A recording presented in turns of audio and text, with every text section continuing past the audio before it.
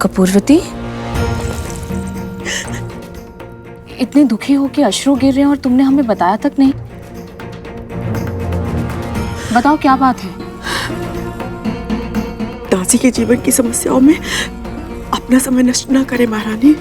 कपूरवती, आपके उद्यान भ्रमण का समय हो रहा है महारानी। मैं पंखा झलने वाली को बुलाती हूँ। केवल दासी नहीं हो तुम, हमारी बहन जैसी हो, और तुम जानते हो कि हम तुम्हें ऐसी अवस्था में नहीं देख सकते हैं। बताओ ऐसा कौन सा दुख है जो तुम्हें भीतर ही भीतर खाया जा रहा है? यदि हमारे सामर्थ्य में होगा तो हम तुम्हारा दुख अवश्य दूर करेंगे। जो मैं चाहती हूँ महारानी वो संभव नहीं है। वो सब हम पर छोड़ दो, केवल अपने मन की बात बताओ। दीदी, बचपन से ही मैंने एक स्वप्न देखा है। मेरा विवाह किसी राजा से और मैं उनकी रानी बनूं। जन्म के बाद से जो कष्ट मैंने सहे, मैं नहीं चाहती कि उनकी छाया भी मेरी संतानों के भाग्य पर पड़े।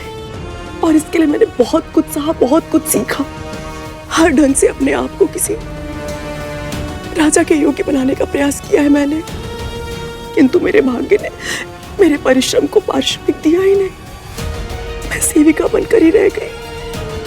मेरा एकमात्र स्वप्न अधूरा रह गया, अधूरा रह गया। हमारे रहते ऐसा कभी नहीं होगा। हृदय से बहन माना है तुम्हें, और प्रथा के अनुसार दो बहनों का विवाह एक ही पुरुष के साथ हो सकता है। हम करवाएंगे तुम्हारा विवाह महाराज बुद्धिसेन से। कहीं मेरी आशा टूट ना जाए। आप वचन दीजिए मुझे।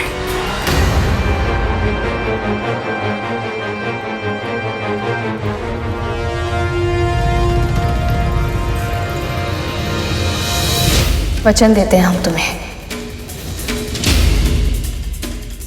तुम शीघ्र ही रानी बनोगी।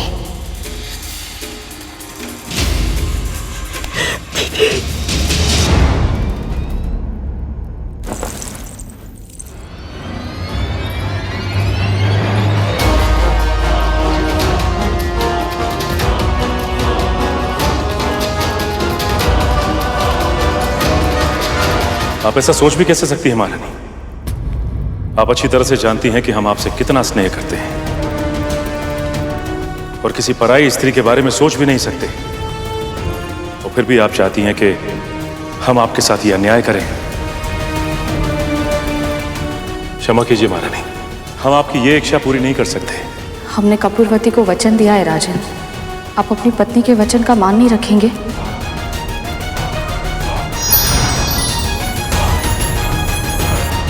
देवी कपूरवती का स्वभाव तो बिल्कुल माता कद्रू की तरह है, जो अपने हित के लिए किसी का भी अहित कर सकती है। तो राजा बुद्धिसेन से विवाह करने के बाद कपूरवती जब रानी बन गई तो क्या हुआ? फिर वही हुआ जिसका राजा और मंत्री दोनों को भय था। रानी बनते ही कपूरवती का व्यवहार बदल गया और उसने रानी शीलवती की सेवा करना बंद कर दिया। तो क्या ऐसे अचानक आए बदलाव से रानी शीलवती को बुरा नहीं लगा पिताजी? उनका हृदय तो बहुत दुखी हुआ होगा ना? रानी शीलवती धैर्यवान महिला थी पुत्र। उन्होंने ये सोचकर संतोष कर लिया कि भला एक रानी दूसरी रानी की सेवा कैसे करेगी। और धीरे धीरे समय बीता और दोनों रानियां गर्भवती हो गई।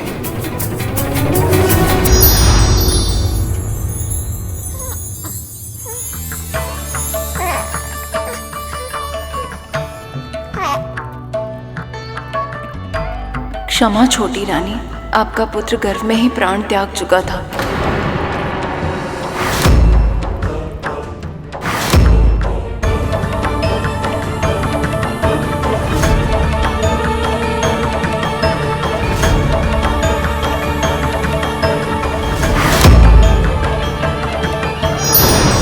मैंने पहले भी कहा था कि माता पिता के बुरे कर्मों का फल उनकी संतानों को भुगतना पड़ता है। इनके साथ भी वैसा ही हुआ।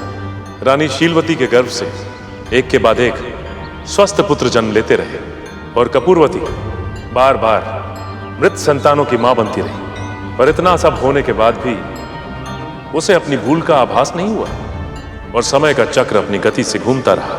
कपूरवती के मन में ईर्ष्या की भावना और प्रबल होती गई और धीरे धीरे कितने वर्ष बीत गए और रानी शीलवती के पुत्र सुंदर नवयुवक बन चुके थे और कपूरवती के भीतर की अच्छाई उसकी बुराई के सामने पूरी तरह हार चुकी थी। एक दिन जब जीवित पुत्री का व्रत था, उसने एक भीषण षड्यंत्र रचा।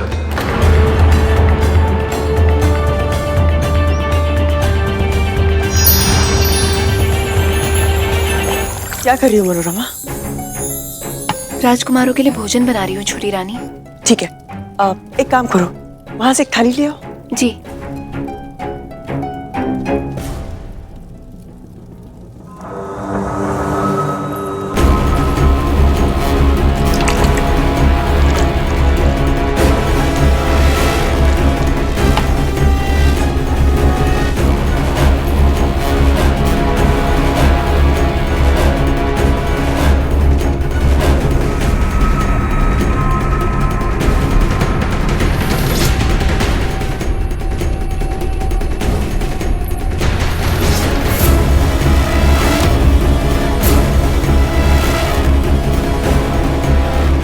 राजकुमार, क्या हुआ राजकुमार?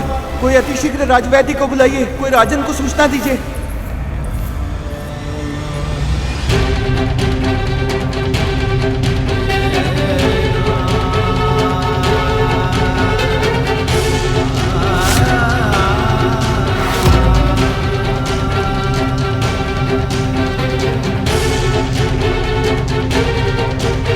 ये क्या हो गया?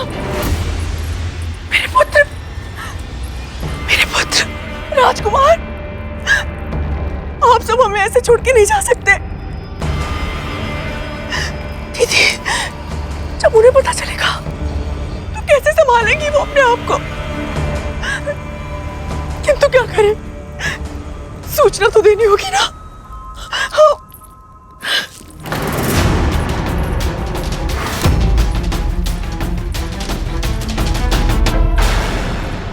ओम विष्णवे नमः। ओम विष्णवे नमः। ओम विष्णवे नमः।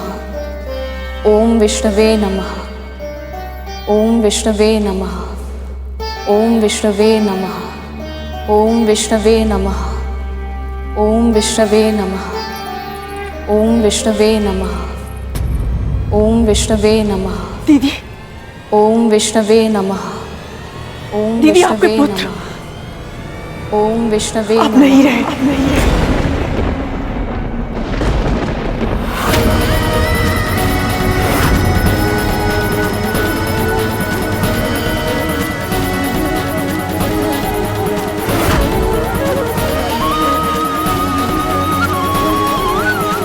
ओम विष्णवे नमः। ओम विष्णवे नमः।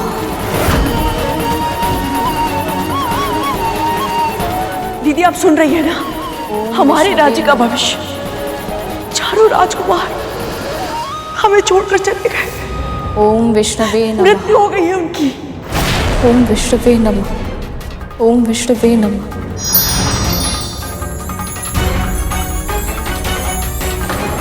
परंतु पिताजी, रानी शीलवती ने तो कोई अनुचित कार्य नहीं किया था, फिर उनके साथ ऐसा अत्याचार क्यों? तुम्हारी तरह ये प्रश्न अनेक व्यक्तियों के मन में आता है। उन सभी को लगता है कि वो तो धर्म के अनुसार ही आचरण करते, सबके साथ अच्छा व्यवहार करते, तो फिर उनके साथ अनुचित क्यों होता है? किसी भी वस्तु को पाने के लिए उन्हें दूसरों की तुलना में अधिक श्रम क्यों करना पड़ता है? ऐसी स्थिति में उनके सामने दो ही विकल्प होते हैं, या वो अपना अच्छाई का कठिन मार्ग छोड़कर आसान मार्ग चुन लें,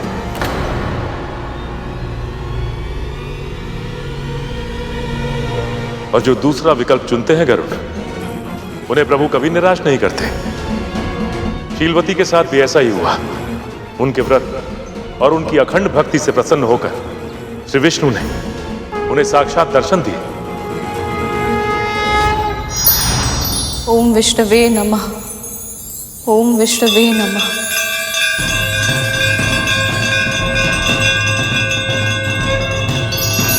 ओम विष्णुवे नमः।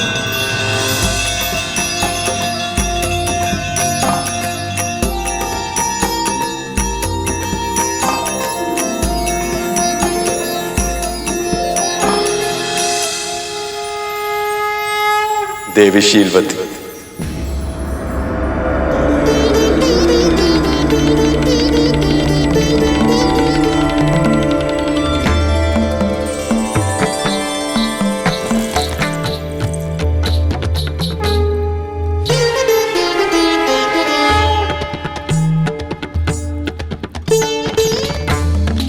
जीवित पुत्रिका व्रत के प्रति तुम्हारी अटूट निष्ठा देखकर मैं प्रसन्न हूं। संकट के समय भी मुझ पर विश्वास रखकर तुमने इस अद्भुत व्रत की महिमा को और अधिक सिद्ध किया है।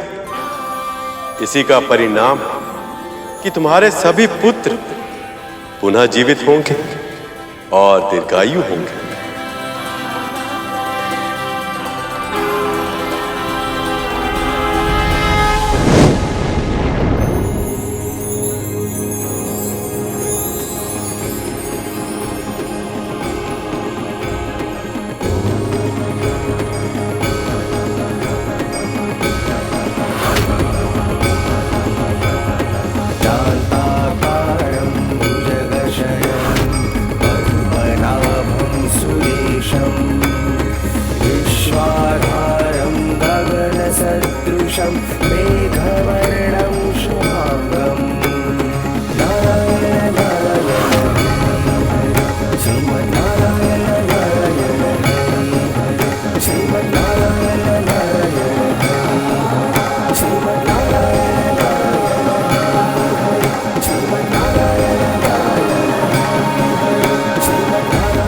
कपूरवती, पिछले जन्म में सियार के रूप में तुमने इस व्रत का संकल्प किया था, पर बीच में ही तोड़ दिया। उसी का परिणाम था कि तुम्हें मनुष्य योनि तो मिली, किंतु तुम्हारा जन्म निर्धन अवस्था में हुआ।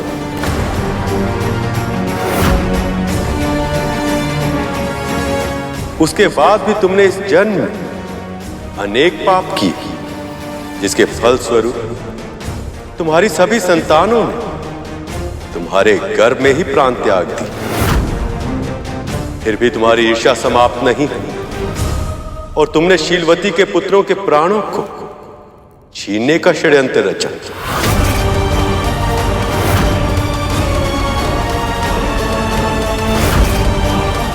किंतु उनके मातृत्व की शक्ति के कारण तुम्हारा यह षड्यंत्र असफल हुआ।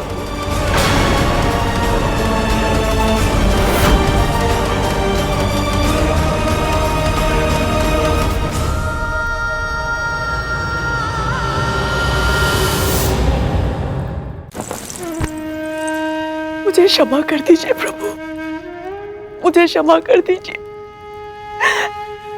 मनुष्य बनकर भी मैं अपनी पशुता नहीं भूल पाई।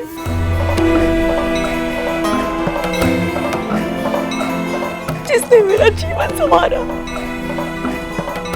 मैंने उसी की गोद उजाड़नी चाहिए। बहुत बड़ा अपराध हो गया मुझसे। क्षमा कर दीजिए प्रभु, क्षमा कर दीजिए। सच्चे हृदय से किया गया पश्चाताप ही तुम्हें तुम्हारे पापों के बोझ से मुक्त कर सकता है।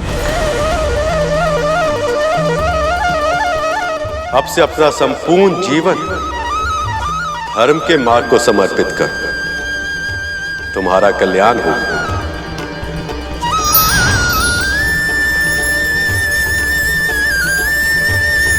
बड़ी माँ भी यदि मन से पश्चाताप कर ले तो शायद नाग भाइयों को जीवन दान मिल जाए।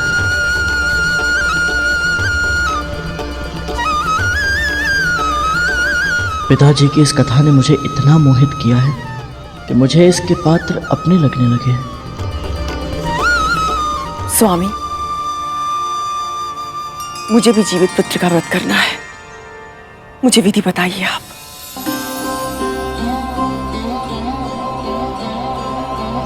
सबसे पहले आप भोर में उठ के स्नान करके स्वच्छ वस्त्र धारण कीजिए। उसके बाद कुशा से बनी प्रभु की प्रतिमा को पुष्प, दीप, चावल आदि अर्पण कीजिए। और आप चाहें तो प्रभु की प्रतिमा मिट्टी या गोबर से भी बना सकती। उसके बाद चील और सियार की मूर्ति बनाकर उनके माथे पर लाल सिंदूर का टीका लगाएं। उसके साथ ही देवी को 16 पेड़े और 16 दूब की मालाएं, 16 गांठ का धागा और श्रृंगार का सामान अर्पित कीजिए। फिर आप जीवित पुत्रिका की व्रत कथा सुनिए या कहिए। इस प्रकार जो भक्त इस व्रत को विधि विधान से करते हैं, उनकी सारी मनोकामना पूर्ण होती है। इस व्रत को अश्विनी माह के कृष्ण पक्ष की अष्टमी तिथि को किया जाता है। सप्तमी को नहाय खाए होता है। फिर अष्टमी को निर्जला व्रत रखने के बाद नवमी को सूर्य को अर्घ देकर प्रभु की पूजा की जाती है। और फिर ब्राह्मण को दान देने के बाद मड़ुए की रोटी, नोनी का साग और झोर भात खाकर इस व्रत का समापन किया जाता है। ये बहुत ही कठिन व्रत है कद्रू। इसका पालन केवल तन से नहीं, मन, कर्म, वचन से भी करना पड़ता है। यदि आप इसे सफलतापूर्वक कर पाई तो इन घायल नागों का कल्याण अवश्य होगा।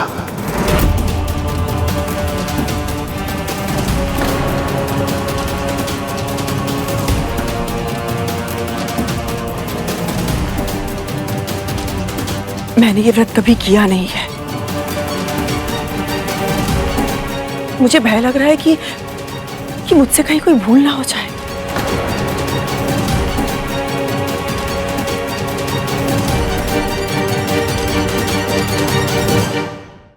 कोई भूल नहीं होगी आपसे। मैं भी आपके साथ ये व्रत रखूंगी।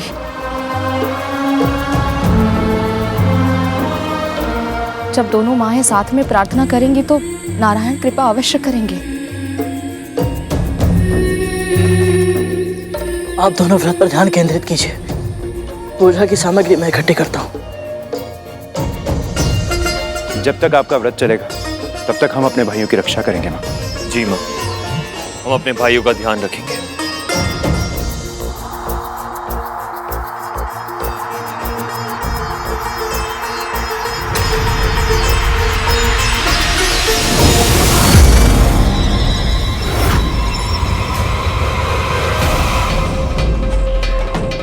एक और इस व्रत का पालन करने में कद्रू के मन में अभी से असमंजस है, और दूसरी ओर यमदूत सांपों के प्राण हरने के लिए प्रतीक्षा कर रहे हैं।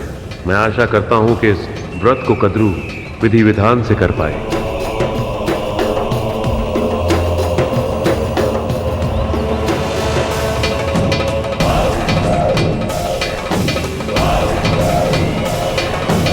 पिताश्री वहां क्या देख रहे हैं?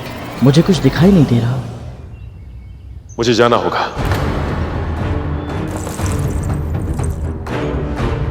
प्रणाम स्वामी।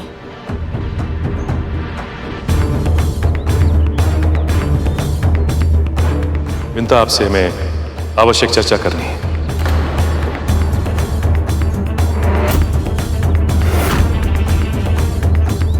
तनिक साथ आइए। जी।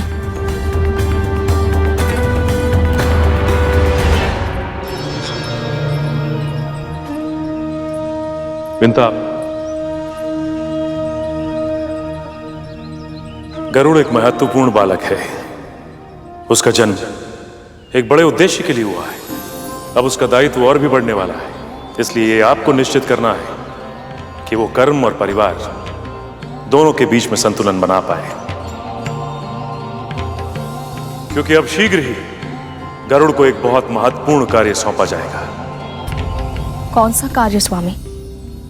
प्रभु विष्णु और मां लक्ष्मी को मिलाने का कार्य।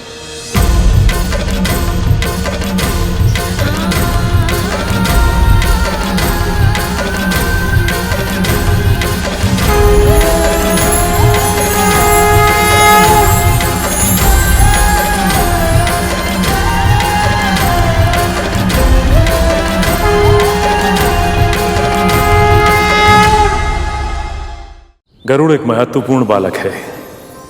उसका जन्म एक बड़े उद्देश्य के लिए हुआ है। अब उसका दायित्व और भी बढ़ने वाला है, क्योंकि अब शीघ्र ही गरुड़ को एक बहुत महत्वपूर्ण कार्य सौंपा जाएगा। कौन सा कार्य स्वामी? प्रभु विष्णु और मां लक्ष्मी को मिलाने का कार्य।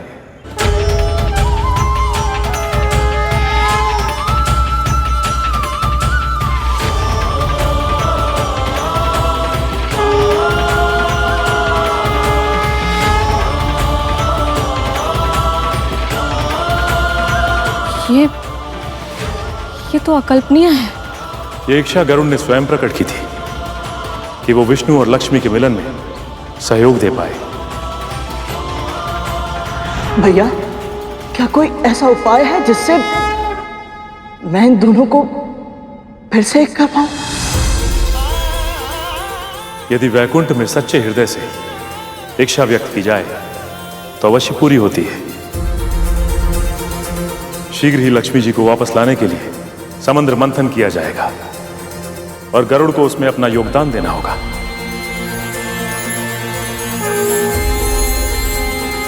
और उसके लिए यह कार्य कर पाना बहुत कठिन होगा विंता, और विशेष रूप से तब जब आप दासी हैं। उसका मन, मस्तिष्क, हृदय, यहां तक कि आत्मा भी सदैव आपके साथ ही रहता है। और आपकी मुक्ति भी समुद्र मंथन के बाद ही संभव हो पाएगी। इसके अतिरिक्त समय आने पर गरुड़ की कुंडलिनी शक्ति भी जागृत होगी, जो उसे सर्वशक्तिमान बना देगी। और उसके बाद ही वो बन पाएगा संपूर्ण धर्म योद्धा।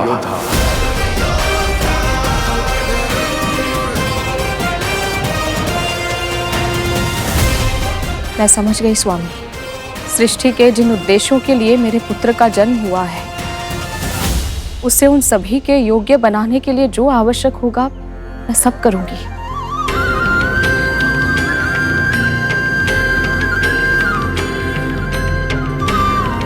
आपका कल्याण हो विंता।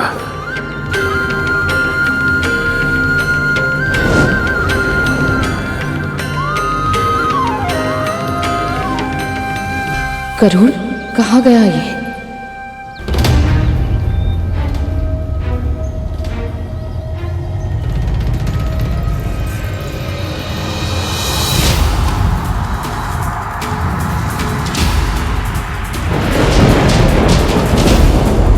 कौन है वो जिसके होने का आभास मुझे इतना आशंकित कर रहा है?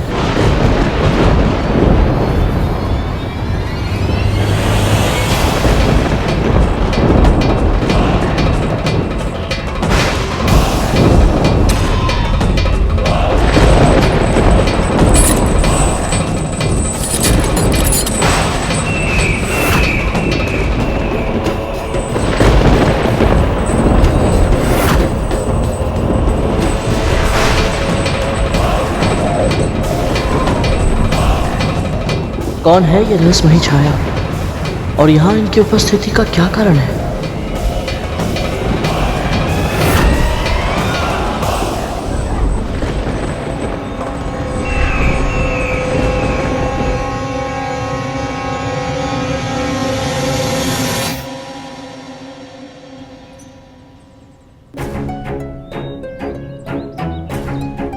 यहाँ क्या कर रहा है तू? कुछ नहीं माँ, बस विचित्र सी घबराहट हो रही है। माँ, मेरे नाग भाई स्वस्थ तो हो जाएंगे ना? मन में विश्वास और संदेह एक साथ नहीं रह सकते गरुड़। तुझे मेरी विष्णु भक्ति पर विश्वास है ना, तो अपने मन से सारे संदेह मिटा दे। तू बस ये सोच कि इस व्रत को सफल बनाने में तू क्या योगदान दे सकता है। शेष सब कुछ प्रभु विष्णु पर छोड़ दे। यदि उनकी इच्छा हुई तो तेरे भाइयों के प्राण अवश्य बचेंगे।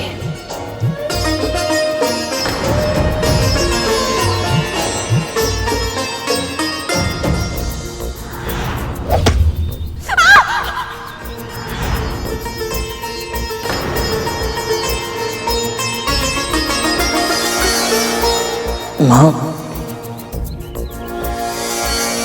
मेरे कारण आपको बहुत कष्ट हो रहा है ना? उन अभागों के कष्ट की तुलना में मेरा कष्ट कुछ भी नहीं है गरुड़।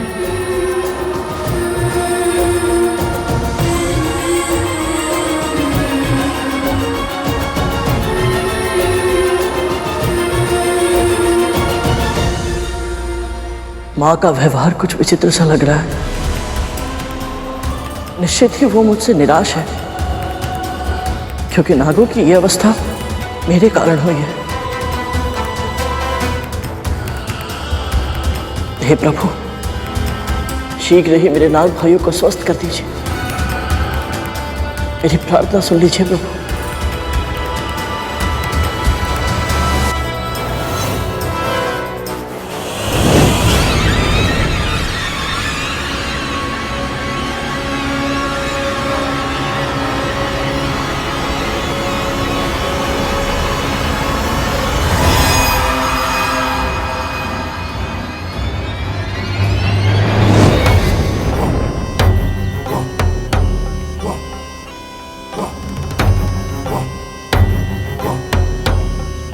इस बार संकट में केवल ये नहीं है, बल्कि पूरा महल दुख की काली छाया से घिर चुका है। और इसका कारण है वो गरुड़। मुझे शीघ्र ही ये सूचना माता को देनी होगी।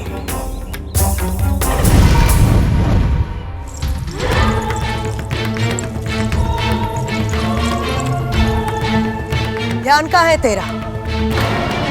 तनिक श्रम कर लेगी तो हाथ खिस नहीं जाएंगे तेरे। और तू सिंहासन के पांव पर धूल का एक तिनका भी दिखा तो उठाकर स्वर से बाहर फेंक दूंगी तुझे। जी राजमाता दीदी।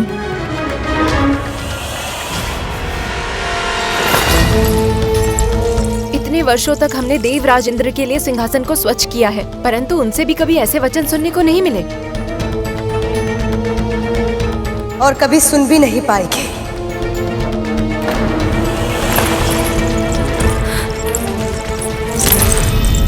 अच्छी तरह से जानती हूं मैं कि तुम सब मन ही मन यही प्रार्थना करते हो कि तुम्हारे देवराज इंद्र इस सिंहासन पर फिर से लौट आए।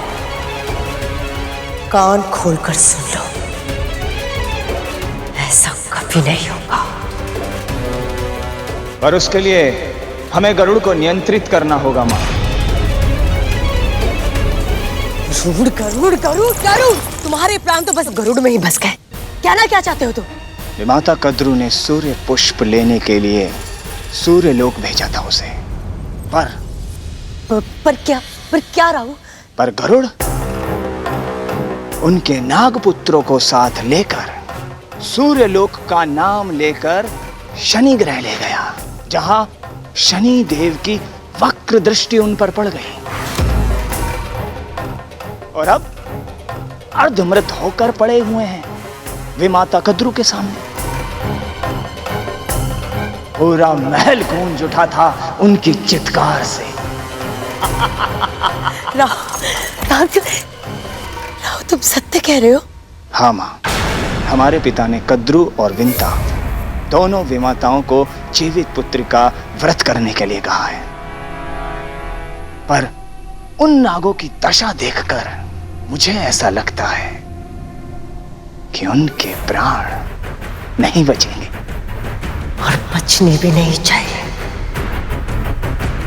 यदि उसके नागपुत्र यमलोक पहुंच गए तो कद्रू और उसके अन्य नागपुत्र गरुड़ को नहीं छोड़ेंगे।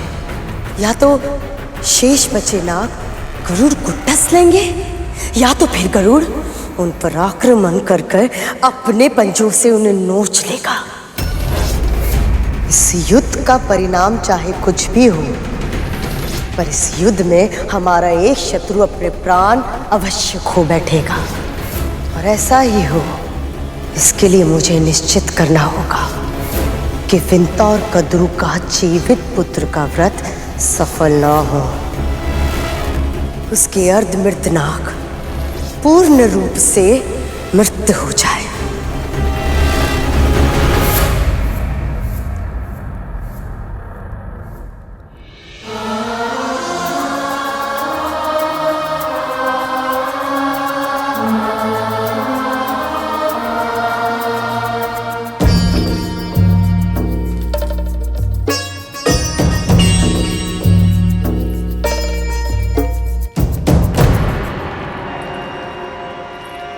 क्या हो रहा है यहाँ?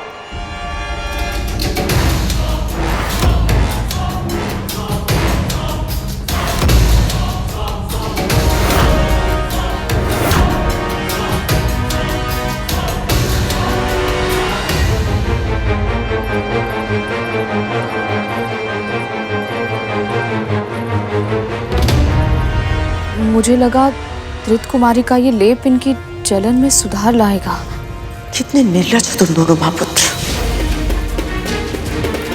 पहले स्वयं घाव दिए, अब उन्हीं घाव पर स्वयं लेप भी लगा रहे हो। और क्या होगा इस लेप से? इनके घाव देखे, त्वचा जलकर अस्थियों में चिपक चुकी है इनकी। संभाले अपने आप को माँ। यदि आप साहस नहीं करेंगे तो हम सब क्या करेंगे?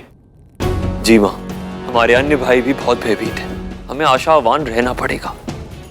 हम दुर्बल नहीं हो सकते। सही कहा तुम दोनों ने। मैं भी जानती हूँ संकट के समय दुर्बलता और भी बड़े संकट का कारण बन सकती है। क्या करूं मैं? जब से तुम सबने जन्म लिया है, इस कक्ष में मैंने चहल पहल, हास प्रतिहास के स्वर ही सुने हैं। किंतु आज ये सन्नाटा मेरे कानों को भेद रहा है। और ये शांति किसी अपशगुन की तरह लग रही है मुझे।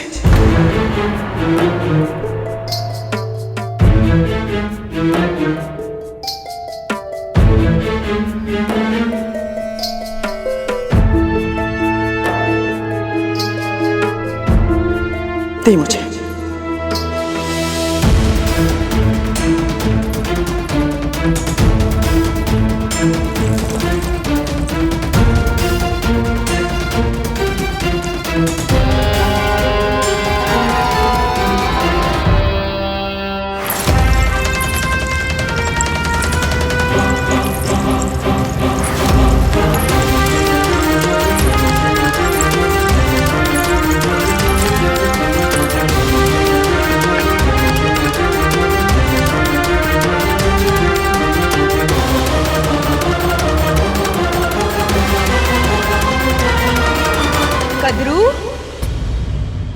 कद्रू कहाँ हो तुम?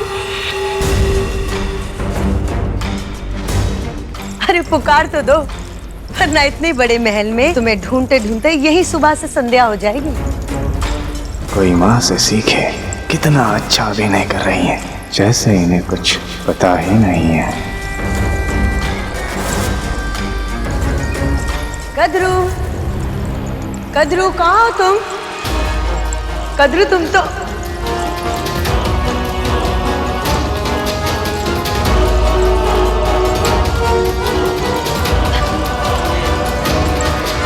क्या बात है, आज पूरा परिवार इकट्ठा है। कोई शुभ अवसर है क्या?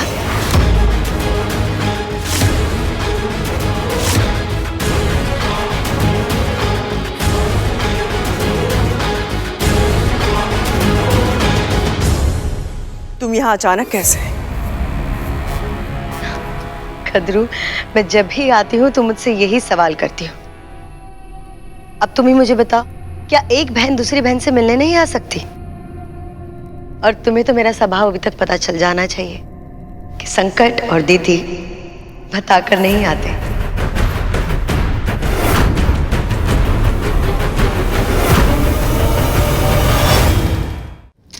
वो छोड़ो, मैं तुम्हारे लिए विशेष व्यंजन लेकर आई। ये स्वर्ग का सबसे स्वादिष्ट व्यंजन है और पूरी सृष्टि में ना इससे स्वादिष्ट व्यंजन तुम्हें कहीं नहीं मिलेगा। बातों में बताना ही भूल गई कि मैं एक शुभ समाचार देने आई थी। वो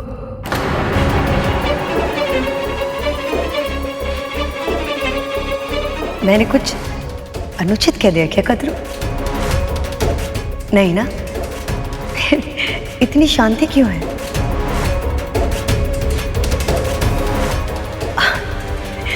वो तुम्हारे शेष पुत्र किधर है? उनसे कहो कि उनकी दीदी माँ है।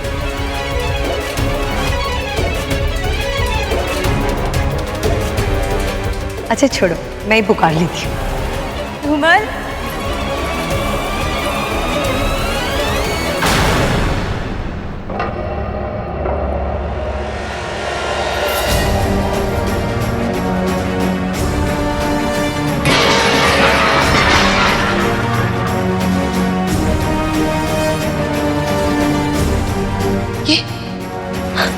ये क्या हुआ इनके साथ? क्या हो गया मेरे भतीजों को? किसने की? किसने की मेरे भोले भाले बच्चे की ऐसी दशा? कद्रू, क्या हुआ मेरे भतीजों को? बिल्कुल मृत समान हो चुके, क्या हुआ इन्हें? कोई कुछ जवाब क्यों नहीं देता? मैं कब से पूछ रही हूँ, क्या किया, किसके कारण हुआ है ये? राहु, इसी क्षण असुर सेना को बुलाओ। जिस किसी ने मेरे भतीजों के साथ ये किया है, मैं उसे जीवित नहीं छोड़ूंगी, प्राण ले लूंगी मैं उसके। मेरे भोले भाले से बच्चे, किसने किया ये? किसके कारण हुआ है? ये सब मेरे कारण हुआ है।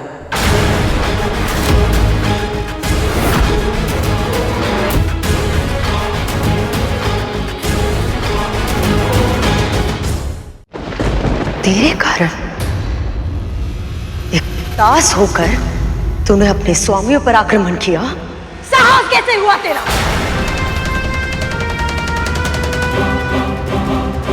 गरुड़ ने आक्रमण नहीं किया दीदी। अगर इसने नहीं किया तो किसने किया? इनकी ये दशा कैसे हुई? रक्षक कालिया, क्या कर रहे थे तुम? अपने भाई की सुरक्षा नहीं कर सकते थे? तिथि माँ, वो हम दोनों। मैंने गरुड़ को सूर्य लोक भेजा था सूर्य पुष्प लाने के लिए।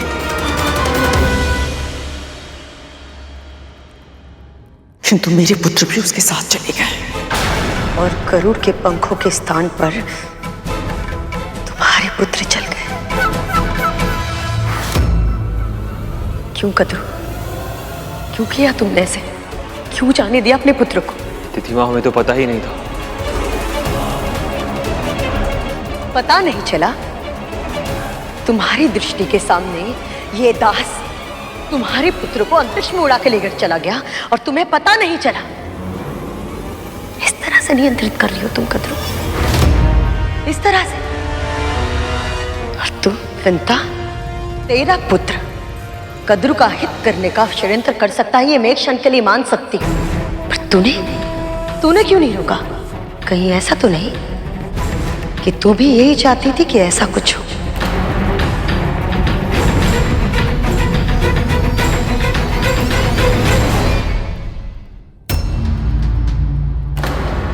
नहीं, मां ऐसा सोच भी नहीं सकती। संभव है, और ये भी संभव है कि इसने सबके मस्तिष्क में ऐसी छवि इसलिए बनाई हो ताकि ये कोई भी षड्यंत्र करे और कोई कल्पना भी ना कर पाए कि ये ऐसा सोच सकती है। कद्रू, तुम्हें नहीं लगता कि तुमने एक दासी पर अधिक ही विश्वास कर लिया है? कद्रू मेरी बहन, मुझे तो इस बात की चिंता हो रही है कि अब तुम क्या करोगी? तुम्हारे पुत्र को देखो, मुझे तो भाई लग रहा है कि ये जीवित भी हो पाएंगे या नहीं। दीदी,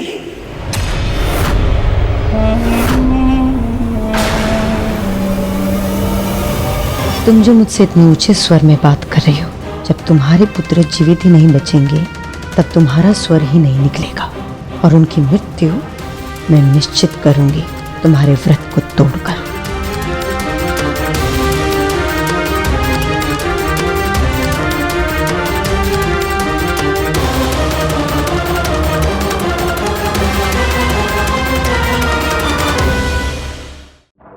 हमारे पुत्र को देखो, मुझे तो भाई लग रहा है कि ये जीवित भी हो पाएंगे या नहीं। दीदी,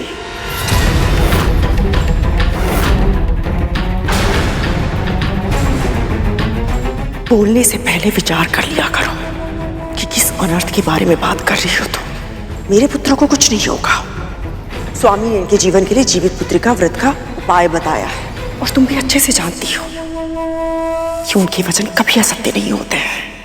कदर, तुम सही कह रही हो, पर मेरी बहन ये व्रत बहुत कठिन है। कहीं भूल से भी कोई भूल हो गई तो? नहीं होगी।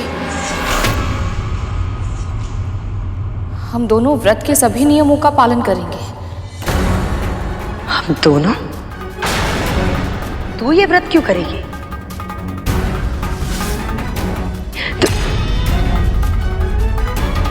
अच्छा, समझ गई।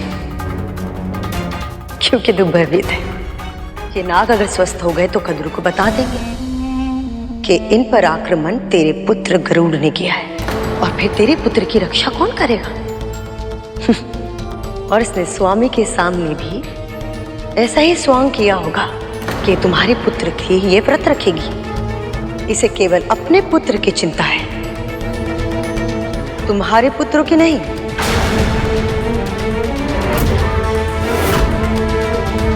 परंतु दीदी माँ, गरुड़,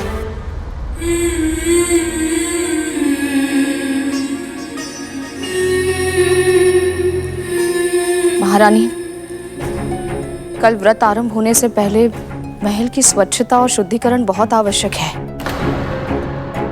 भूल से भी यदि कोई अपवित्र वस्तु महल में रह गई तो व्रत भंग हो जाएगा। ठीक है, तुम दोनों जाके बाहर की झाड़ पोंछ कर लो, और हाँ, रसोई घर भी स्वच्छ कर लेना। जी।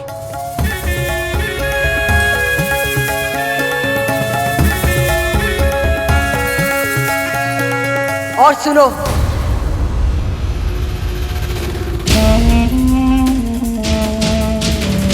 ध्यान रखना कि कोई भूल से भी फूल ना हो जाए।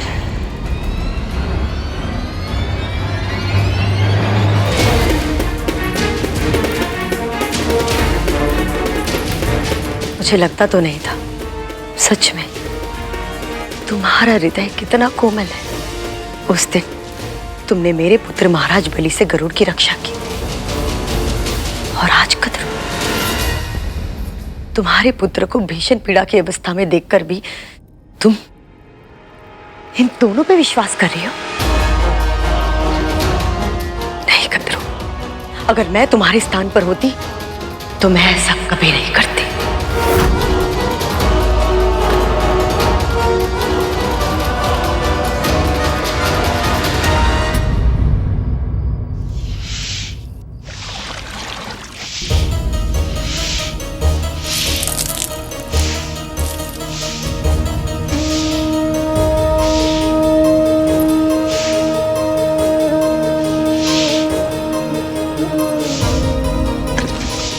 लाइए माँ, मुझे दीजिए।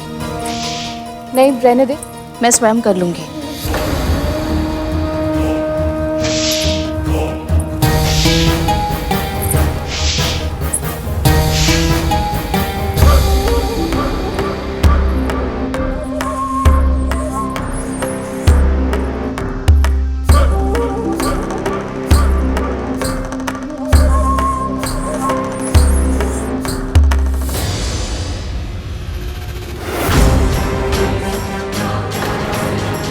शनिदेव का प्रसाद काला हो गया। इस कक्ष को तो पवित्र कर लेगी, किंतु तेरे मन का क्या कदरू, उसे कैसे शुद्ध कर पाएगी तू? क्या इस अपराध बोध से तुझे मुक्ति मिलेगी कि जो कुछ भी हुआ उसका कारण तू है? यदि तू गरुड़ को सूर्य लोक भेजकर उसके पंखों को जलाकर उसे अपने मार्ग से हटाने का षड्यंत्र नहीं रचती, तो तेरे पुत्र भी उसके साथ नहीं जाते,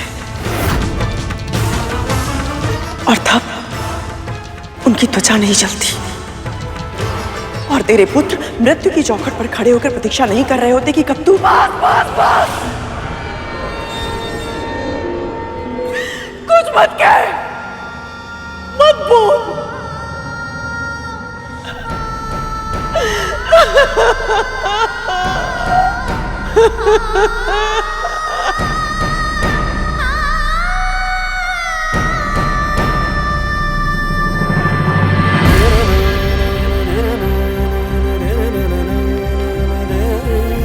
कालिया, क्यों सता रहे हो इन्हें? दे दोगे? आप बोलते हो तो दे देता हूं। लो।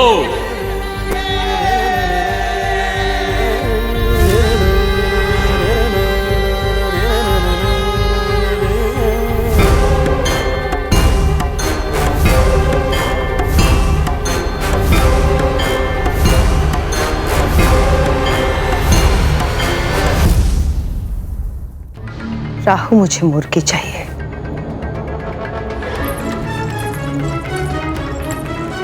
और मुर्गी पकी हुई चाहिए। और हाँ, ध्यान रखना, विंता और गरुड़ को इस बात की भनक भी लगनी चाहिए। अच्छा, बस अभी गया और अभी आया माँ।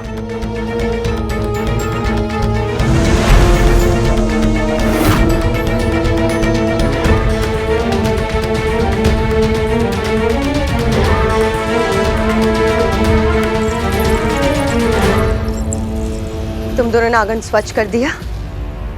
जी। अब जाके रसोई घर भी स्वच्छ कर दो, कुछ भी छूटना नहीं चाहिए। जो आ गया राजमाता।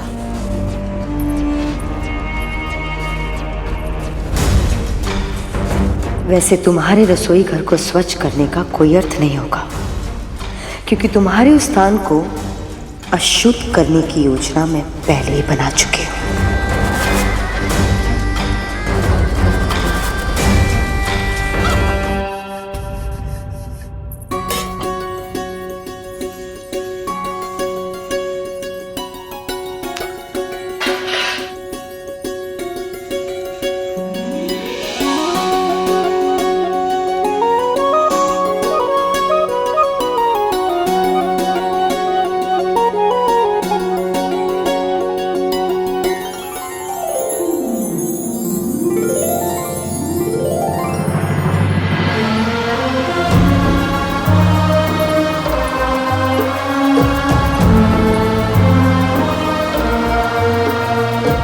क्षमा करना पुत्र, पर तेरे पिताजी चाहते हैं कि तू मानसिक और भावनात्मक रूप से और शक्तिशाली बने, ताकि तेरा ध्यान मुझसे हट पाए और तू और भी अधिक बड़े और महत्वपूर्ण कार्य कर पाए। पर इसके पहले सबसे पहले मुझे स्वयं को थोड़ा कठोर बनाना होगा।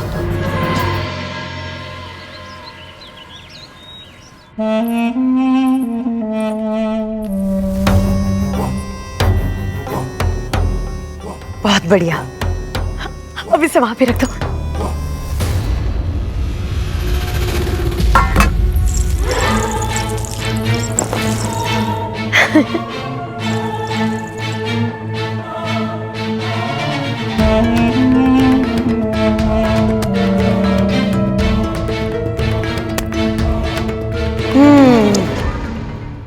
शुद्धिकरण की प्रक्रिया अब पूरी हुई।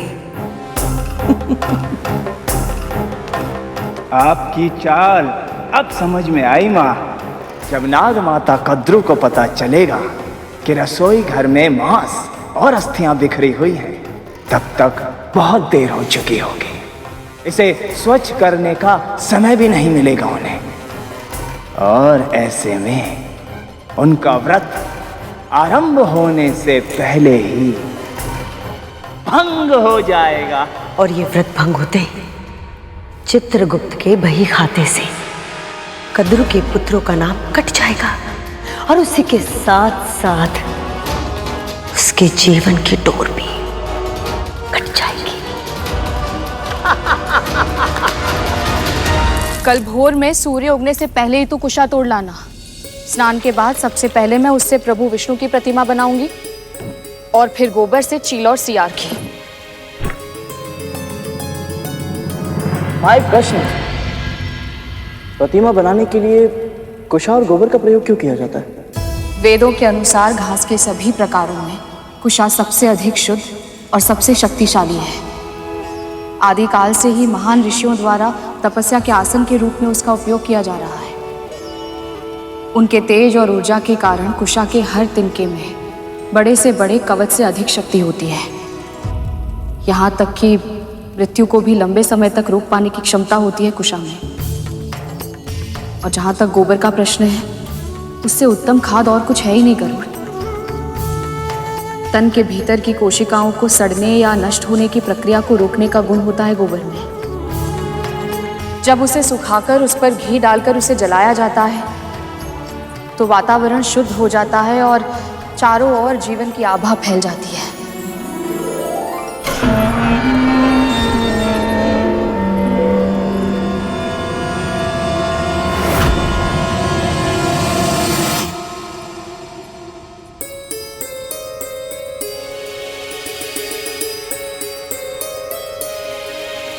तूने कुछ खाया है क्या?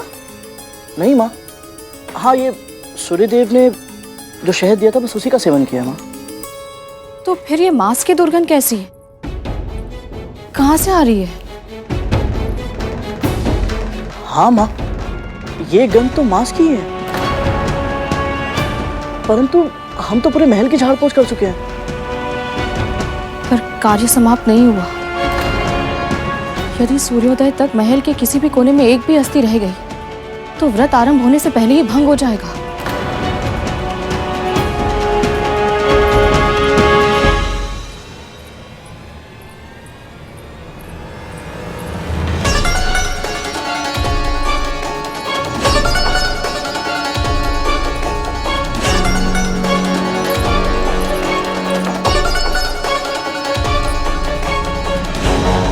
ये माँ पुत्र की ना कुछ अधिक ही निर्भर है। इससे पहले कि ये मेरी चाल व्यर्थ कर दे, मुझे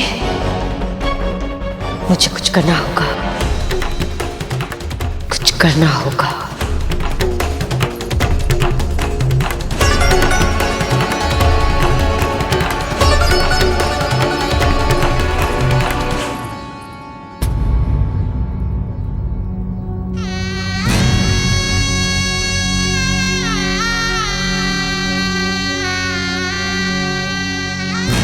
देखिए माँ, हम आपके लिए क्या लाए हैं। दुनिया के सबसे अनोखे, दुर्लभ और मूल्यवान। परसों जब व्रत समाप्त होगा मैं इसे ही पहनूंगी, ताकि जब मेरे पुत्र स्वस्थ होकर लंबी निद्रा से जागे तो अपने दिए इस उपहार को मुझे धारण किए देखकर बहुत प्रसन्न हो जाए।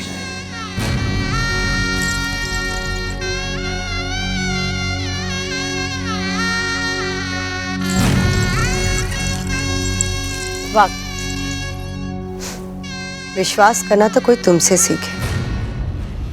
तुम यहाँ आभूषण चुन रही हो और वहां वो विंता और गरुड़। क्या हुआ? क्या हुआ?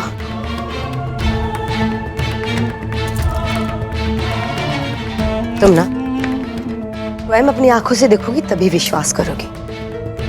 चलो मेरे साथ आओ।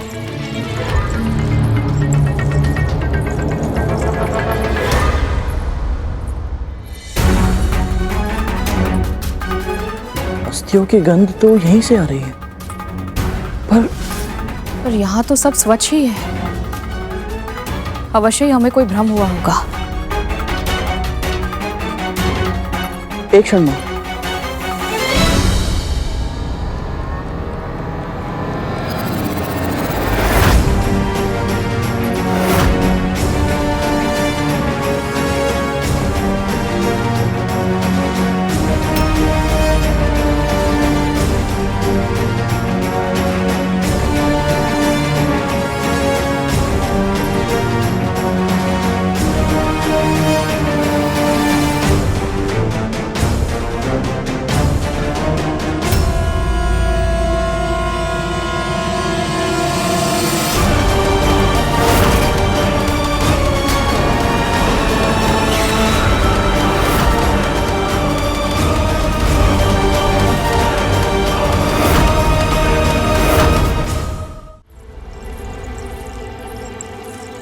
ये मांस की गंध कहाँ से आ रही है?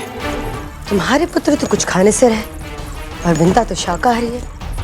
मेरा पेट तो पहले से भरा हुआ है। तो फिर कौन हो सकता है जो गरुड़?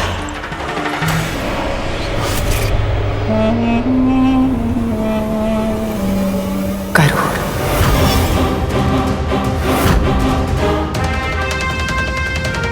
माँ,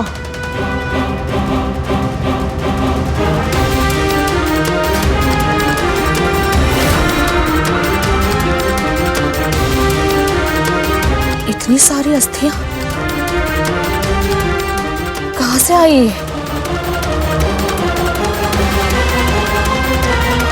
मेरे पुत्र गजासुर और सिंह मुखम को तो जीवित ही निकल गया था। स्वयं विचार करो कद्रू, इस पक्षी के लिए व्रत करना, भूखे रहना संभव है?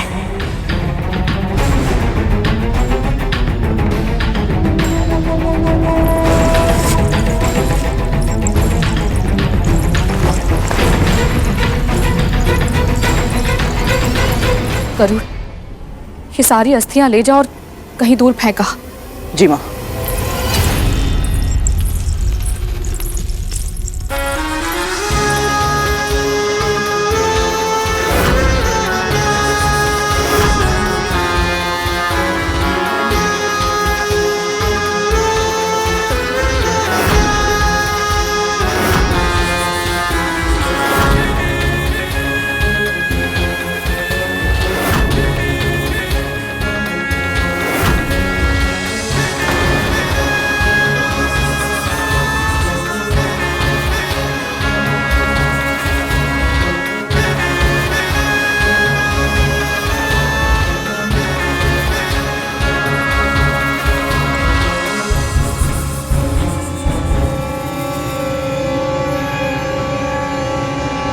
पेट की अग्नि इतनी तीव्र है कि सूर्य की अग्नि में जल रहे मेरे पुत्रों की पीड़ा भी भूल गया तू।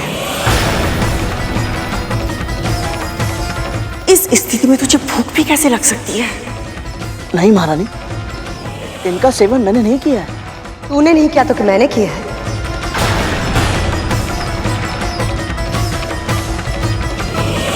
कितना भरोसा किया था ना तुमने इन दोनों पर कि ये तुम्हारा महल स्वच्छ करेंगे, लेकिन ये दोनों तो अशुद्ध करने पर लगे हुए हैं।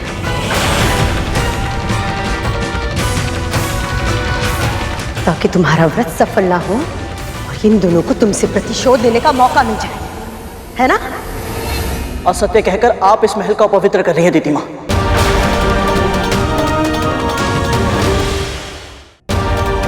महारानी, मैं मानता हूं कि आप यही मानती है कि आपके पुत्रों की स्थिति मेरे कारण हुई है, और कहीं ना कहीं मैं स्वयं को दोषी मानता हूं। परंतु आप स्वयं विचार कीजिए महारानी, जब मैं अदिति माँ की तपस्या की रक्षा करने के लिए अपने प्राण दांव पर लगा सकता हूँ, तो फिर मैं उस व्रत को भंग करने का प्रयास क्यों करूंगा जिसे आपके साथ साथ मेरी माँ भी रख रही है?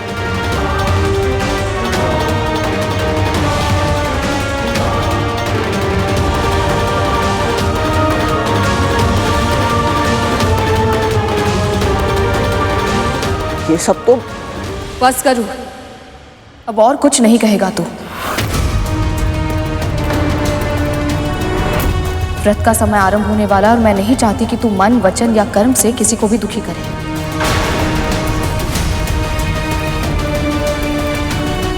परंतु स्मरण है ना, व्रत में जितना महत्व स्थान शुद्धि का है, उतना ही तन और मन का शुद्ध होना आवश्यक है।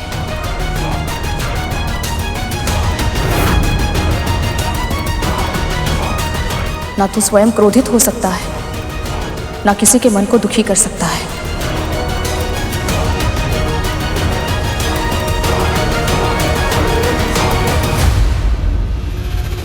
इस स्थान को फिर से स्वच्छ कर लो। और हाँ, गंगा जल छिड़क देना। यदि भूल से भी कोई अशुद्धि हो गई हो तो वो पवित्र हो जाए।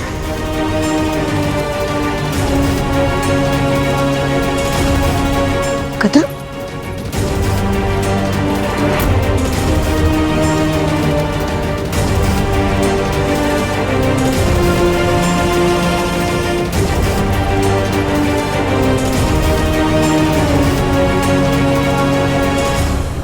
ये सब अवश्य ही दीदी माँ का षड्यंत्र है, किंतु क्या माँ को मेरी बात पर विश्वास होगा कि उनकी स्वयं की बहन इतना घिनौना कार्य कर सकती है?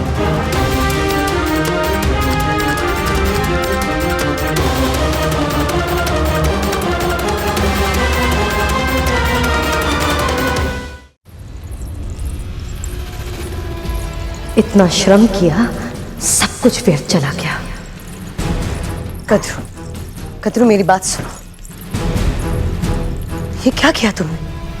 बस इतनी आसानी से क्षमा कर दिया तुमने इन दोनों को? कुछ भी नहीं कहा? इस समय मेरे पास और कोई विकल्प नहीं है दीदी। केवल और केवल मेरे पुत्रों का जीवन महत्वपूर्ण है मेरे लिए, और कुछ नहीं। और हाँ, मैं तुम्हारी आभारी हूं कि इस समय पर तुम मेरे साथ हो। उन दोनों को सही समय पे पकड़ के तुमने मेरा व्रत भंग होने से बचा लिया। बल्कि मैं तो कहूंगी कि तुम उनकी निगरानी करो। वो दोनों जो भी कार्य कर रहे हो उन पर तुम्हारी दृष्टि होनी चाहिए। गोबर की प्रतिमा बनाने से लेके पूजा की सामग्री और उद्यापन की भोग तक सब कुछ तुम्हारे समक्ष होना चाहिए। अवश्य कद्रू, अवश्य।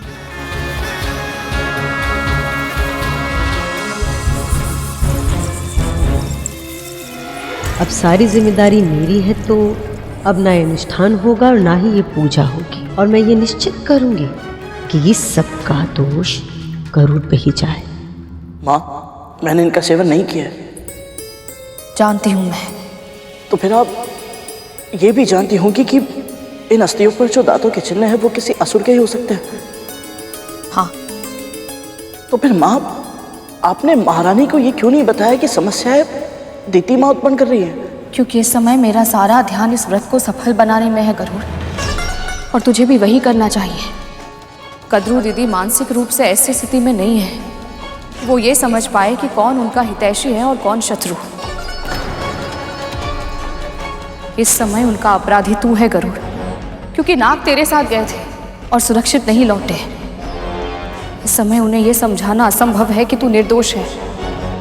इसलिए हमें अपना समय उसमें नष्ट करने की बजाय इस व्रत की रक्षा में लगाना चाहिए, ताकि कोई भी कद्रू दीदी और नागू का अहित न कर पाए। चाहे जो हो जाए गरुड़, इस व्रत को सफल होना ही होगा।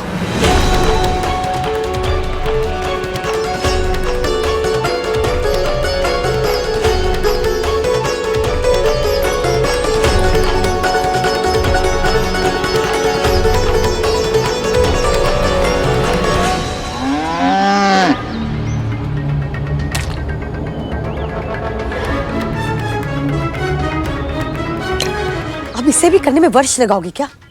शीघ्र करो, कद्रू स्नान करके आती होगी। माँ, कितनी दुर्गंध आ रही है। आपकी योजना क्या है? कल आपने मुर्गी उठवाई, आज आप गोबर उठवा रही हैं। अरे आप यहाँ गरुड़ के प्राण लेने आई थी या मुझे दंड देने? तुम्हारे प्राण बस रहे थे ना गरुड़ में, तुम ही लेके आए थे सूचना, तुमने ही मुझे उकसाया है ना। अब मैं जैसा कह रही हूँ उसे चुपचाप करो। राहु, कोई आ रहा है। तुम जाओ यहाँ से, जाओ।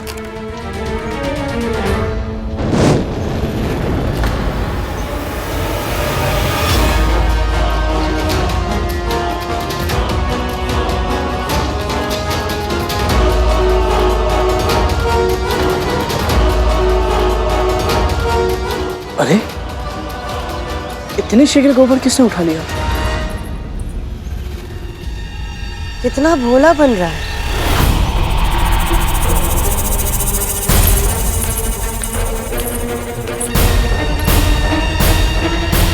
क्या हुआ दीदी?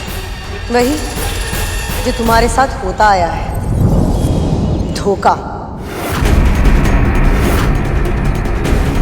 फिर से धोखा किया है इन लोगों ने।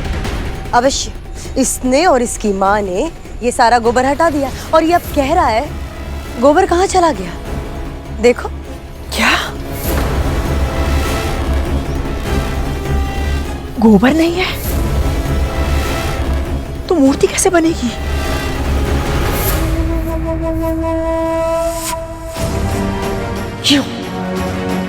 क्यों कर रहा है तू मेरे साथ ऐसा? मेरे पुत्रों के प्राण लेना चाहता है तू? हाँ महारानी, आप चिंतित मत होइए, मैं अभी कोई प्रबंध करता हूँ। सहायता करने का कैसा स्वांग रच रहा है ये। कद्रू, पूजा का समय आरंभ होने को है। यदि सही समय पर व्रत आरंभ नहीं किया तो क्या पता इस व्रत का फल तुम्हें मिल पाएगा या नहीं, तुम्हारा ये व्रत सफल हो पाएगा क्या नहीं।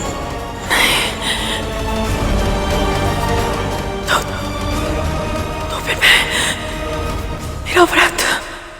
हे गौ माता, आप जानती हैं मैं निर्दोष हूँ। मेरी माँ ने जीवित पुत्री का व्रत का प्रण किया है, जिसके लिए आपका गोबर बहुत आवश्यक है। मेरी माँ का मनोरथ सिद्ध करवाने में और मेरे भाइयों की प्राण रक्षा करने में सहायता कीजिए गौ माता।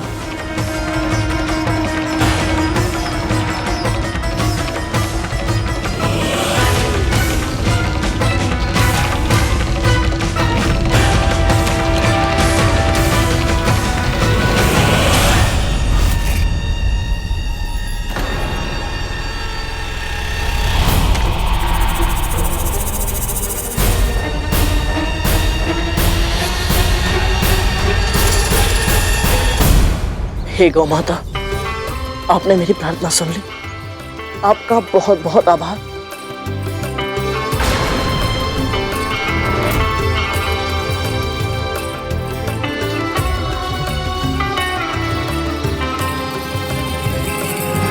ठहरो दीदी,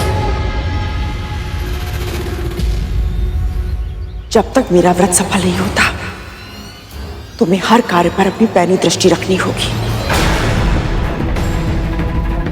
क्योंकि मैं नहीं चाहती कि कोई भी गड़बड़ हो या मेरे व्रत की तैयारी में कोई भी विघ्न आए।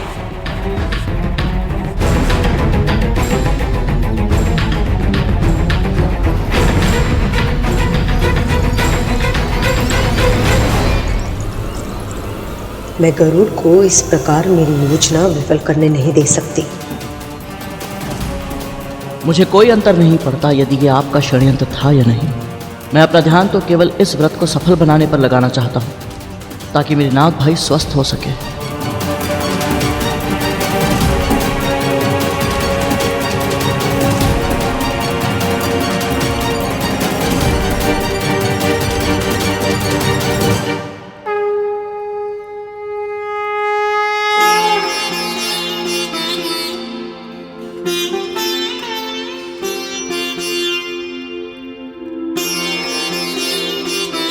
लीजिए महारानी, ये अंतिम मूर्ति भी पूर्ण हुई।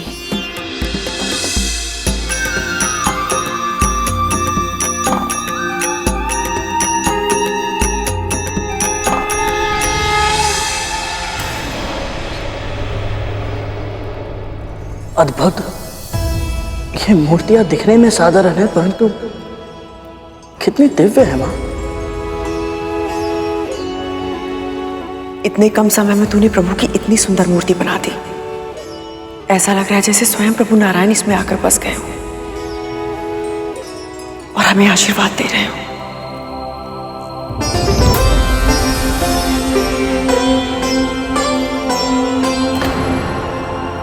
ये तो आपके मन के अच्छे भाव हैं दीदी, और सच कहूं तो जिस तरह से आपने स्वयं को इस व्रत के लिए तैयार किया है, उसे देखने के बाद मुझे कोई शंका नहीं है कि हम दोनों का ये व्रत अवश्य ही सफल होगा और आपके घायल पुत्र शीघ्र ही स्वस्थ हो जाएंगे।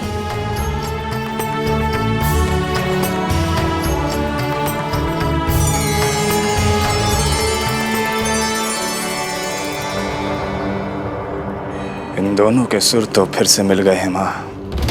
आपकी सारी योजनाएं एक के बाद एक असफल होती जा रही हैं। जब तक विंता कद्रू के साथ रहेगी और कड़ू विंता के साथ, तब तक हमारी योजना सफल नहीं हो पाएगी। इसलिए वक्त आ गया है माँ को बेटे से अलग करने का। मुझे बहुत अच्छा लग रहा है, बहुत अच्छा लग रहा है ये देखकर कि तुम दोनों इतनी अच्छी भावनाओं के साथ इस व्रत का आरंभ कर रहे हो। पर अभी बहुत कुछ करना शेष है। अभी तो पूरा दिन व्रत भी रखना है और पूजा का भोग भी बनाना है, और कल व्रत खोलने के लिए मरु का आटा और नोनी का साग भी तो लेकर आना है। पर ये दोनों वस्तुएं इतनी आसानी से नहीं मिलती।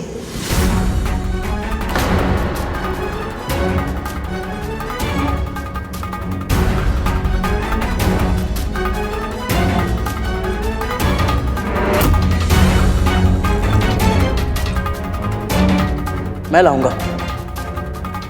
मुझे बताइए ये दोनों वस्तुएं कहाँ मिलेंगी? कोई आवश्यकता नहीं है गरुड़। हमारे भाइयों के प्राण संकट में है। मैं और तक्षक भैया स्वयं जाएंगे। तुम दोनों लेकर आओगे? अगर तुम दोनों चले जाओगे तो तुम्हारे भाइयों का ध्यान कौन रखेगा? और वैसे भी तुम दोनों में से किसी एक का तुम्हारी माँ के पास रहना आवश्यक है, तभी तो शांति से पूजा में ध्यान केंद्रित कर पाएगी। तालिया, दीदी सही कह रही है। आप सब चिंता मत कीजिए, गरुड़ कोई त्रुटि नहीं करेगा। आपके साथ साथ मैं भी तो ये व्रत कर रही हूँ। तो फिर बस तय हुआ। गरुड़, तुम्हें पूर्वी दिशा में 7 पहाड़ों को पार करके एक गांव मिलेगा। वहां पे तुम्हें सोमदत्त नाम का व्यक्ति मिलेगा, उसी के पास तुम्हें मरु का आटा मिलेगा। बस वो जा कर ले आओ। और नूनी का साग कैसे लाना है मैं तुम्हें बाद में बताऊंगी, ठीक है? आज्ञा दीजिए।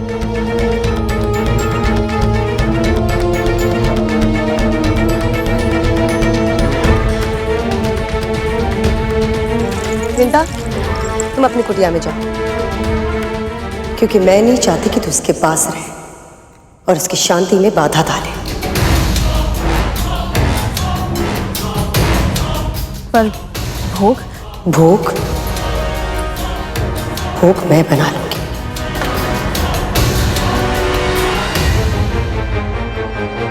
जा यहां से।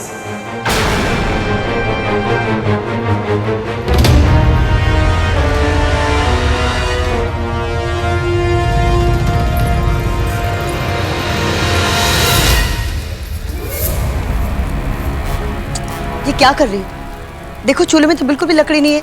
इस तरह से खाना बनाओगी तुम? जाओ लकड़ी लेके आओ, जाओ यहां से।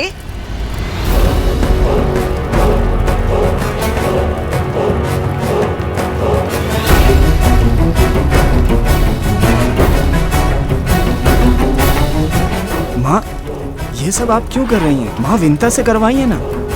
भोजन या भोग होता तो उसी दासी से करवाती ये सब कुछ, पर दोनों में से ये कुछ भी नहीं है।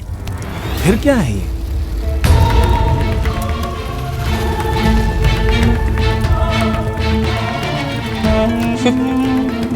प्रलोभन है, विशेष जड़ी बूटी है। इसे मैं इस व्यंजन में मिला रही हूं। इसकी सुगंध से तो स्वयं देवता भी अपने आप को रोक नहीं पाते हैं। तो सोचो कद्रू का क्या होगा? कद्रू तो वैसे भी अपने लोभ को नियंत्रित करने में सक्षम नहीं है। तो सोचो जब इस खाने की सुगंध आएगी तो फिर वो कैसे खींची चली आएगी, बिल्कुल वैसे ही जैसे बीन बजाते नाक खींचे चले आते हैं। और इस समय माँ विंता भी माँ कद्रू के साथ नहीं है। वो अपना व्रत स्वयं ही तोड़ देगी। वाह, क्या योजना बनाई है माँ। पर आपने गरुड़ को इस साधारण से कार्य के लिए क्यों भेजा है माँ? राहु, कितनी बार समझाया तुम्हें। दीदी जो कहती है वो करती नहीं, और जो करती है वो होता नहीं। अर्थात ये कार्य सुनने में बहुत साधारण सा लग रहा होगा लेकिन गरुड़ को अंदेशा भी नहीं है कि वो किस राक्षस की गुफा में जा रहा है।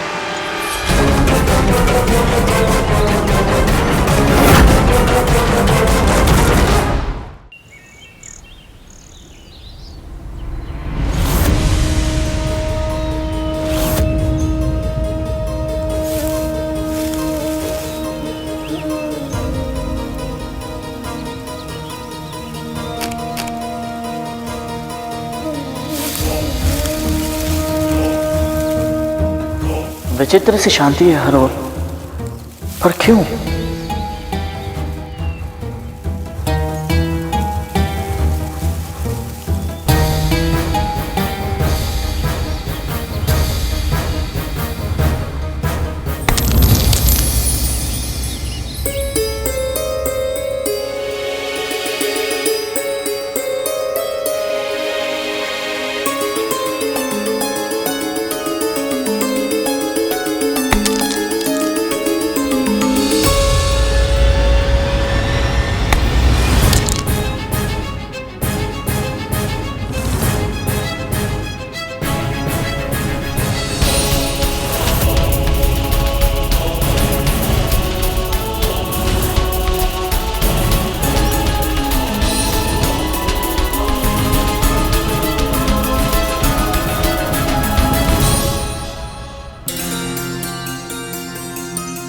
मरुए का आटा? आटा तो सामने ही है, परंतु बिना आज्ञा के कैसे ले जाऊं? ये तो चोरी होगी।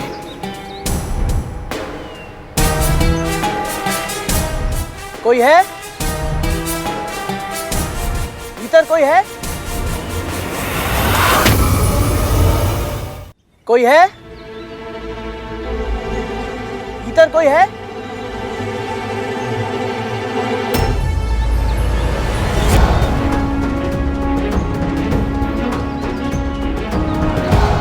यहाँ क्यों आए हो?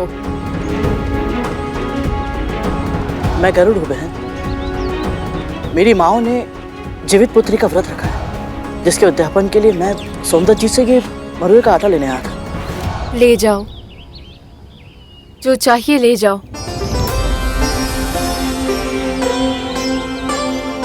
आप कौन है बहन? मैं सोमदत्त की पत्नी हूँ। अब मुझे इन सब वस्तुओं की कोई आवश्यकता नहीं है, इसलिए आपको जो भी चाहिए आप ले जाओ।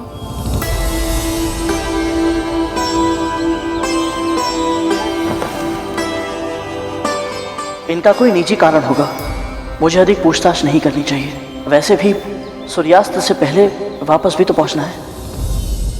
आपका बहुत बहुत धन्यवाद।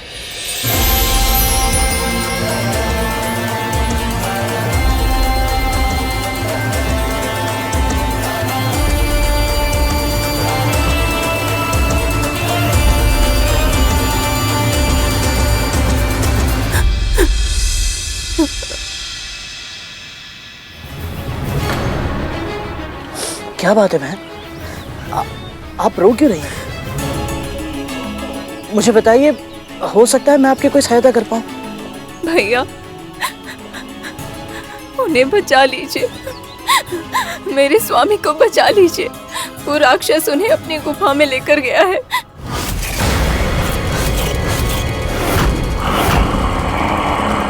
कौन सा राक्षस? और ये गुफा कहाँ है? पीछे वाली पहाड़ी पे एक काली गुफा है भैया। उस गुफा में एक भयानक राक्षस रहता है। जब भी वो बाहर निकलता है, किसी न किसी को घसीट के अपने साथ अंदर ले जाता है। फिर वो मानव कभी नहीं निकलता।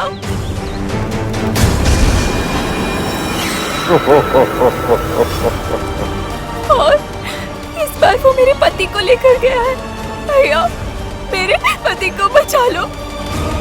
चिंता मत कीजिए बहन, मैं आपके पति को सुरक्षित वापस ले आऊंगा।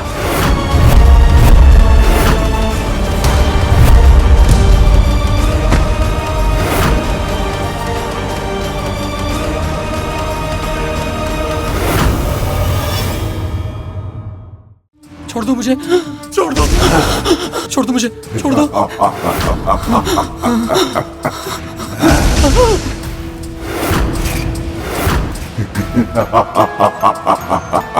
मुझे बख्श दो, बख्श दो।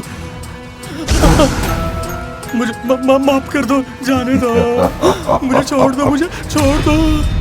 अवश्य ही सोमदत्त जी का स्वर है, अर्थात वो भीतर है, परंतु ये राक्षस किसी भी पल इनके प्राण ले सकता है।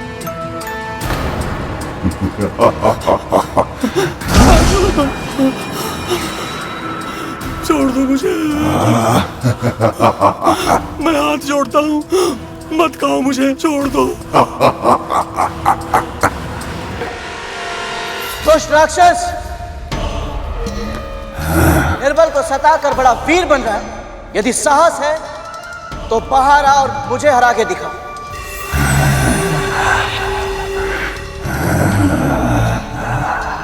गुफा में छिपकर तो कायर गुर्राते हैं, यदि साहस है तो बाहर आ और मेरा सामना करके दिखा।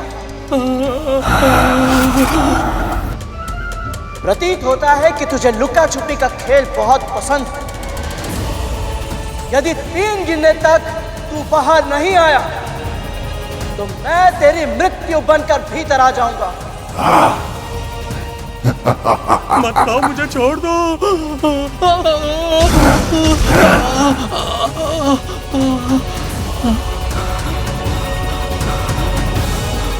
एक,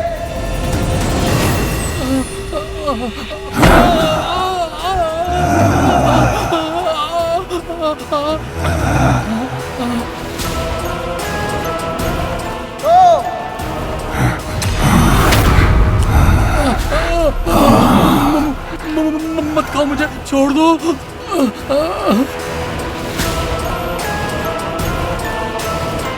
तीन, नहीं मुझे।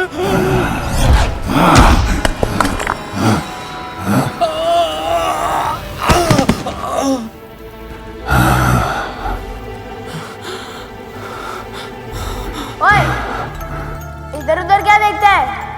मैं यहाँ हूँ।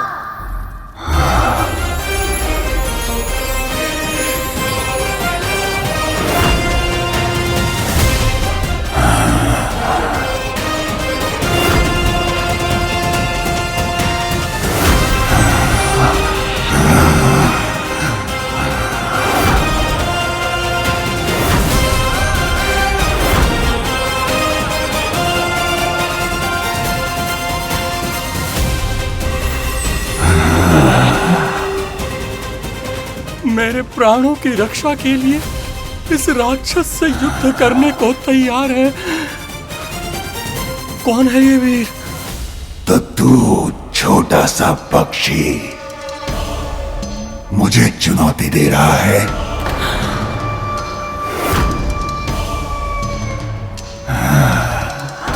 तुम सचमुच बहुत छोटे हो।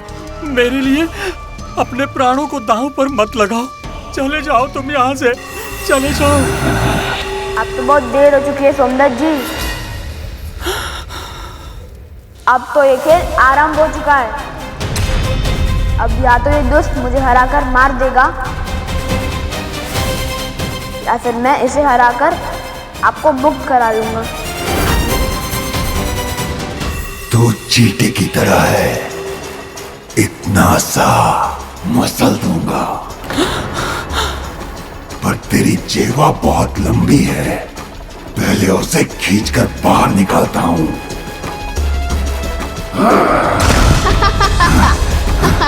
आजा।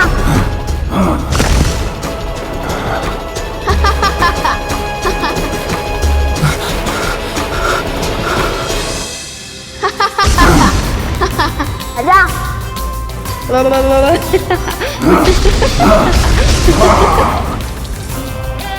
तुम तो सचमुच इस राक्षस को खेल खिला रहे हो।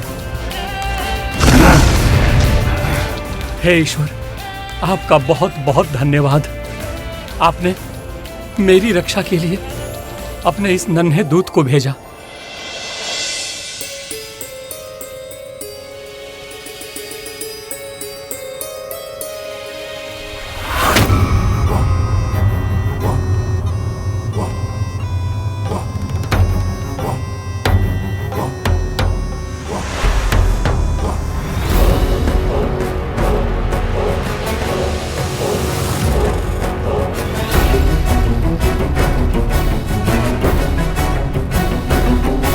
लगता है दीदी ने बहुत ही विशेष और स्वादिष्ट भोजन बनाया है। अच्छा ही हुआ मैंने ये कार्य उसे सौंप दिया।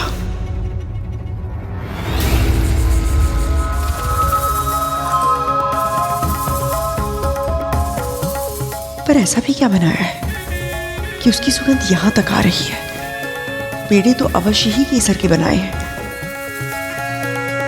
मुंह से लार टपकने लगी है विमाता कद्रू। स्वयं पर नियंत्रण रखना अब असंभव होगा आपके लिए। वैसे इसकी गंध तो सचमुच इतनी सुहावनी है कि मैं भी स्वयं पर नियंत्रण नहीं रख पा रहा हूँ।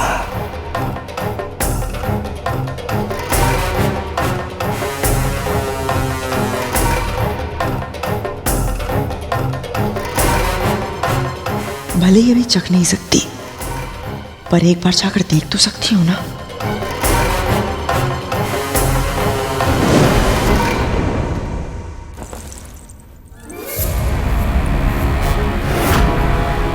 कैसी है तू? अभी आधा दिन भी नहीं बीता है तुझे व्रत रखे हुए, किंतु तेरा धैर्य अभी से समाप्त हो गया। भोजन की सुगंध से तेरे मुख में जल आ गया, किंतु तुझे ये नहीं ध्यान आया कि एक बूंद जल के लिए तेरे पुत्र तरस रहे हैं।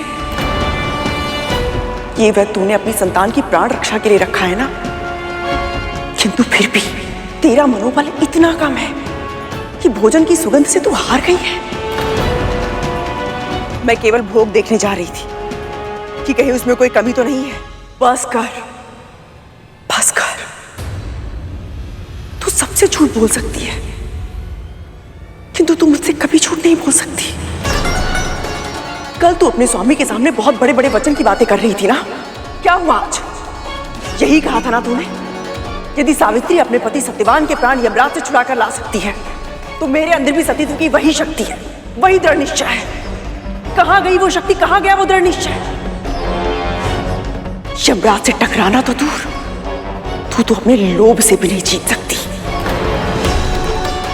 विंता को देख और सीख उससे।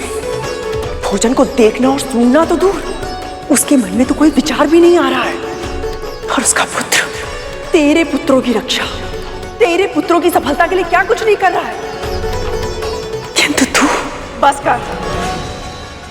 ना मुझे विंता की स्तुति सुननी है, ना ही उसके पुत्र की। और मैं अच्छे से जानती हूं कि मैं क्या कर रही हूं, मेरे किस कर्म का क्या परिणाम होगा, ये तू मुझे नहीं बताएगी।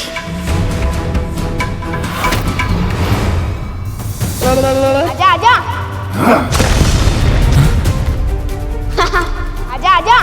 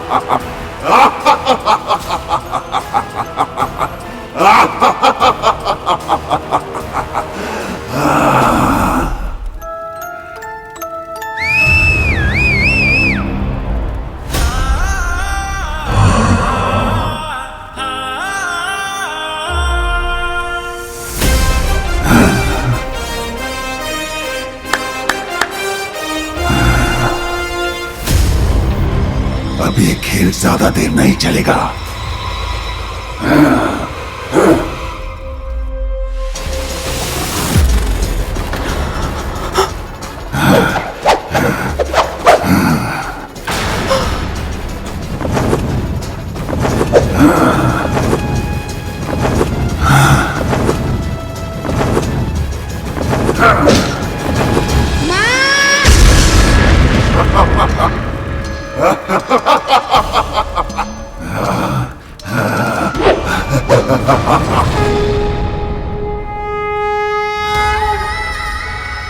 गरुड़,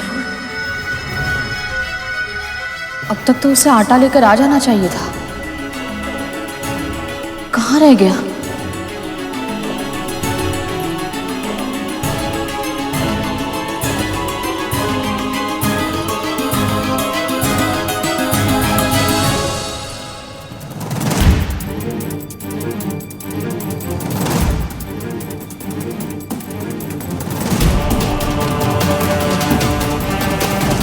ये झड़प तो बहुत लंबी खींच गई।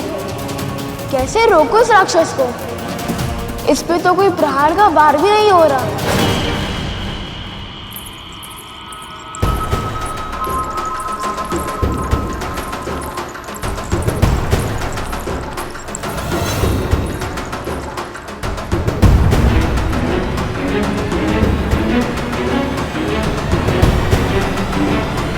व्रत के भोग में तो साधारण व्यंजन बनते हैं, तो फिर रसोई गृह से ये स्वादिष्ट और मसालेदार व्यंजनों की सुगंध क्यों आ रही है?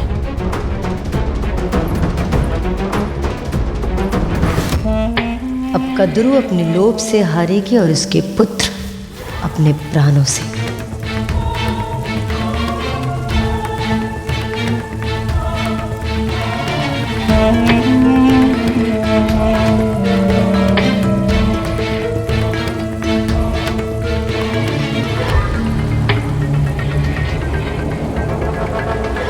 ये खाने की सुगंध से अपने मन को लालायित होने से क्यों नहीं रोक पा रही हूं मैं?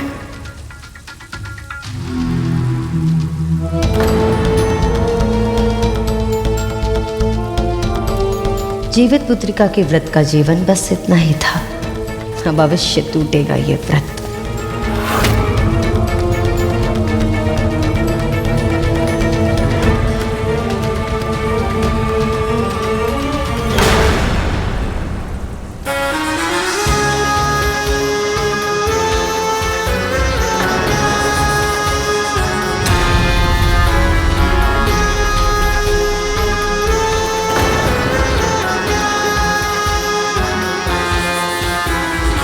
क्या कर रही हो तुम? कद्रू, मैं तो व्रत का भोजन बना रही हूँ। व्रत के भोजन में इतने मसाले कब से प्रयोग होने लगे?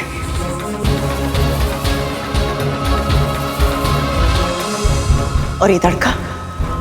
व्रत का भोजन ना तो मैंने ऐसा देखा है ना कभी सुना है।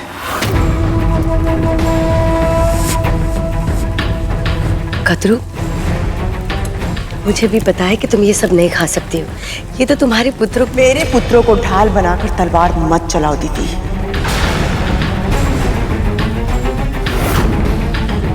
मेरे पुत्रों में विष भरा है, किंतु उनके भीतर अपनी मां के लिए कितना सम्मान है ये केवल मैं जानती हूं। जब तक मैं व्रत रखूंगी, ना तो मेरे पुत्र राजसी भोजन करेंगे और ना ही तामसिक भोजन। और ये भी भली बात ही जानती हो, ये जो भोजन तुम बना रही हो ना, जानबूझकर मुझे ललचाने के लिए बना रही हो।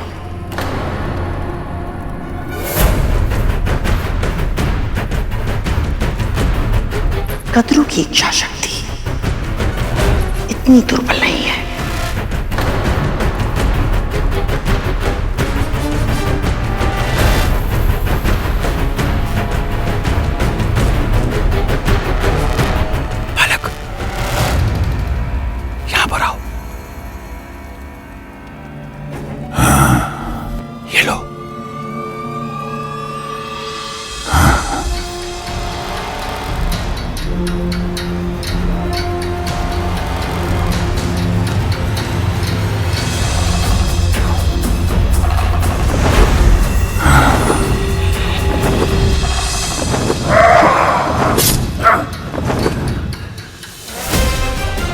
छोटा होकर भी इतनी शक्ति कि मेरा वार रोककर मुझे पीछे धकेल दिया। इस बालक में अद्भुत कौशल है, पर यह राक्षस भी विकट है। कैसे बचेंगे हम दोनों के प्राण? कितनी बार मैंने इसके तन पर आघात किया, परंतु हर बार इसके घाव पल भर में ही भर जाते हैं। कैसे विजय प्राप्त करूं इस पर? चलो। कद्रू, क्या कर रही हो तुम? मेरी बात तो सुनो। क्या?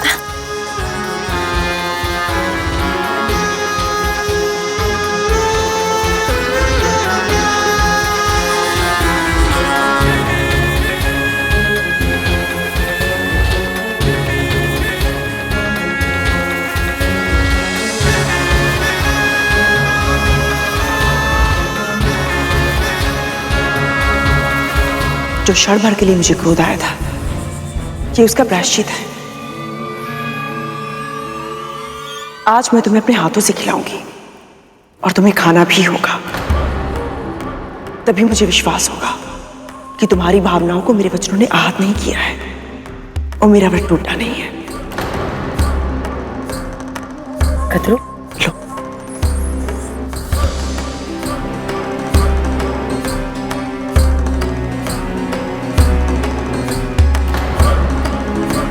पुत्र, तुम्हें भी भूख लगी होगी ना? मैं तुम्हारी थाली लगा दूं?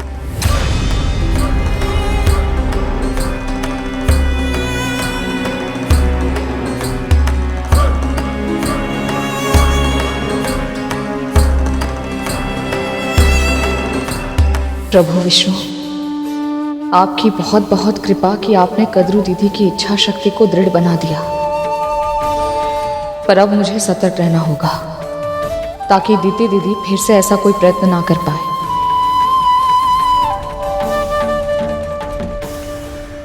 गुफा के बाहर तो बहुत बड़ी बड़ी बातें कर रहा था, अभी क्या हुआ? जीवा कट गई तेरी।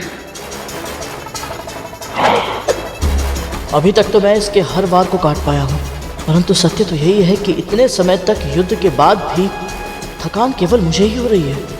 इस राक्षस की ऊर्जा तो घट ही नहीं रही। कारों की तरह छिप मत, सामने कर मेरा। यदि मुझे इससे जीतना है तो अपनी योजना बदलनी पड़ेगी, पर करूँ क्या मैं? ये बहुत ही विशेष शहद है गरु, इसे खा लो। भूख तो मिटेगी ही, बुद्धि भी चलेगी।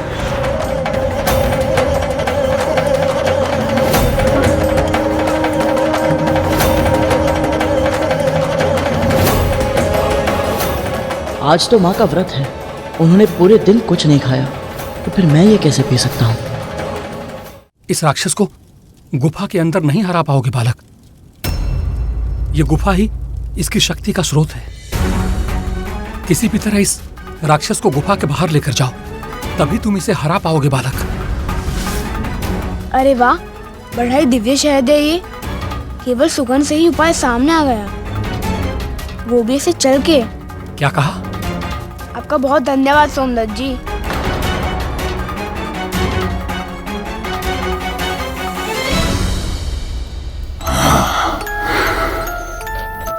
आजा आजा।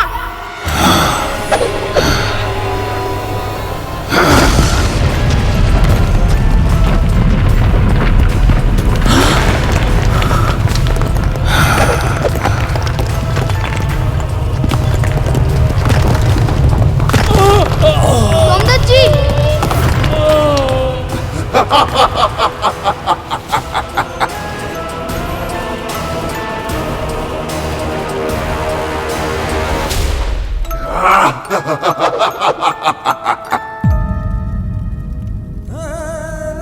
आपकी पत्नी को बहन कहकर पुकारा था मैंने और वचन दिया था कि आपको सुरक्षित लेकर आऊंगा, पर अब मैं अपना वचन कैसे पूरा कर पाऊंगा? और माँ के लिए आटा भी तो ले जाना है। अब इसकी आज्ञा मैं किससे लूंगा?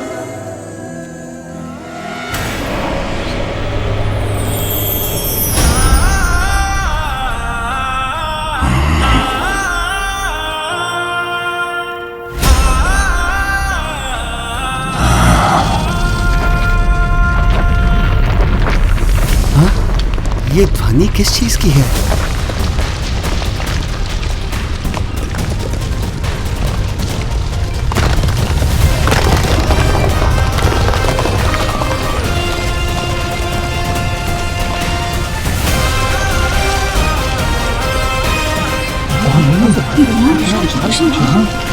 मैंने तो कभी देखा, इतना विशाल